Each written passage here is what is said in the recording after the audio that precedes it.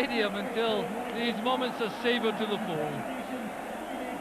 So the sponsors, B&Q, lining up the Premier Division Championship trophy.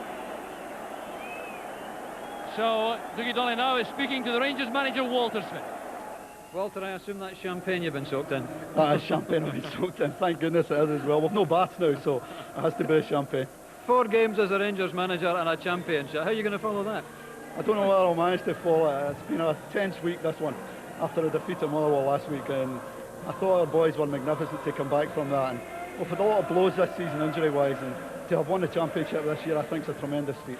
I noticed you were up and down from the stand to the dugout about half a dozen times in that second half. Was the tension getting to you? It must have been, I suppose. No, the telephone wouldn't work again.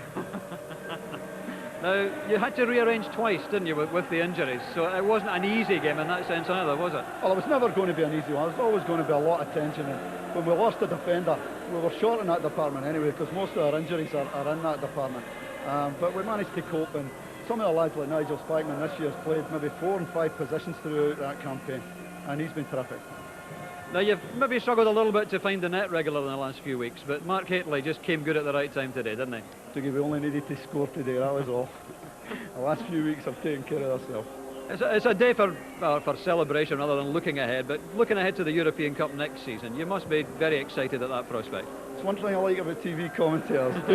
I only get over attention on this one. Please leave the European Cup now. I know, it's not fair to ask you that. But how hard was it to prepare the players for today? Were they at all nervous or down after last Saturday? Well, they were nervous. Of course they were nervous. And they were a wee bit down. But, I mean, they're professional enough. They know that last Saturday's game was a one-off situation in terms of they lost a wee bit of discipline and tried to go away and win the match when they could just have sat and we would have kept ourselves there in goal difference. But maybe chasing the game wasn't a bad thing anyway.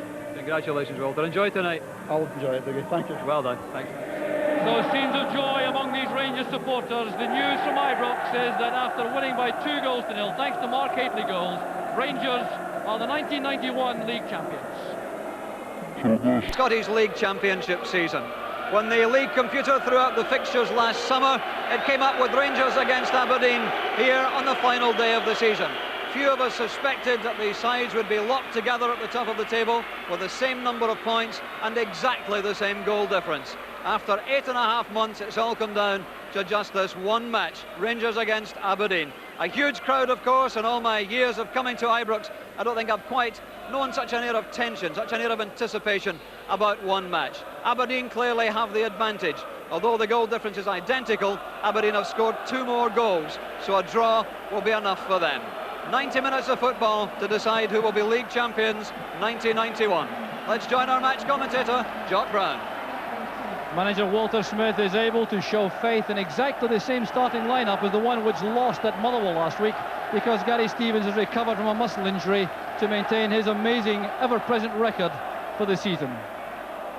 Maurice Johnston is Rangers' leading scorer this season. He scored his 19 goals by the 19th of January, and he hasn't found the net since, during a period when he's been affected by illness and injury.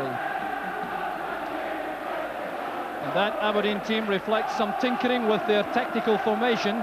Booth and Van der Ark are on the bench, and Peter van de Ven comes into a 4-man midfield with Ian Jess up front beside Hans Hilhouse. And Aberdeen are still without Theo Snelders, so it's a vital match for young Michael Watt. The Scotland under-21 international replaces the injured Snelders for the 12th time this season, and this is only his 20th first-team match.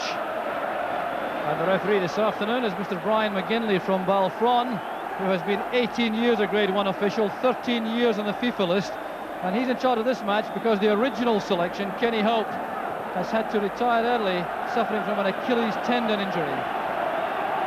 The most eagerly awaited moment in Scottish football for a very long time has arrived. The biggest showdown perhaps in league history, with the two top sides clashing. Remember, a draw would give the title to Aberdeen. Rangers require a victory. The goal scoring position doesn't matter at all, and these early moments will be absolutely crucial to the pattern of play to develop. It's already established that Aberdeen have shored up the midfield with Peter van de Ven on the right hand side and Brian Grant and Jim Bett in the middle, as Brown plays in the free kick. Came off the head of Grant. There's Johnston. Thumped away there by McLeish. Stevens lofting it in, testing young Michael Watt. Hateley goes up with him. There's Walters. And goalkeeper Watt has been injured. The referee is satisfied that that was accidental. But there's no question that Aberdeen would have expected the young goalkeeper to be tested so early. And this was quite a deliberate ploy. Gary Stevens lofting that in high, leaving enough time for Hateley to make the challenge. The young keeper tried to catch that rather than punch, and he may have been punished for that. There was no free kick as Walters played the ball across. Well, he's already proved himself to be a very accomplished young goalkeeper, but he still has to prove that he can cope with a match of this importance and tension. Getting some words of advice there from his captain Alec McLeish. Worried Aberdeen fans as McLeish takes the goal kick. Good touch on there by Hillhouse. There's Jess. O'Connor. Connor operating on the wide left of the four-man Aberdeen midfield. Hillhouse with the layoff. That came off the left arm of Hurlock. He's protesting vehemently to the referee that it struck his chest. Bett and Connor debating how to take this free kick.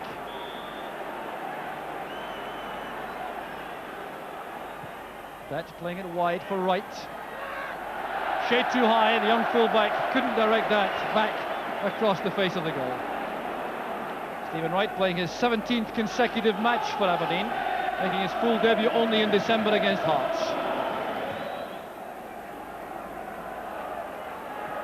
Taken down by Hateley, but he showed too much of that to Bett.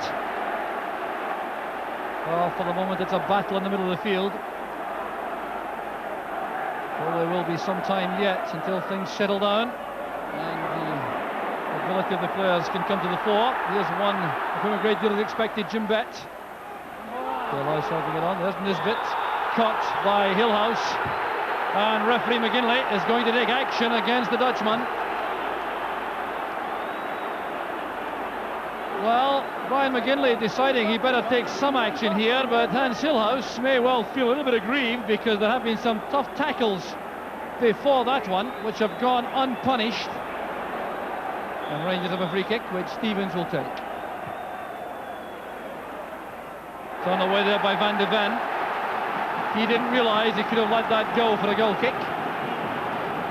Taking no chances there with the clearance. 30-year-old Dutch midfield player.